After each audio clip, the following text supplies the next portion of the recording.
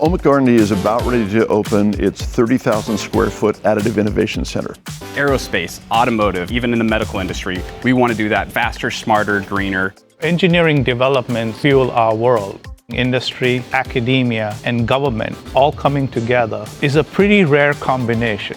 I'm just extremely excited we can connect so many dots. Under one roof, it will provide every type of metals additive manufacturing. What I'm really talking about is metals 3D printing through adding layers of metal one on top of the other, finally coming to industrial scale. The rocket that's able to go into low Earth orbit or a very large part for an airplane, that changes the game of manufacturing completely. Additive manufacturing is going to open the lid on what is possible. I'm Kyle McGann, and I'm the lead additive solutions researcher here at OMIC R&D, and I'm really excited to start working with your amazing team to complete projects here in the Additive Innovation Center.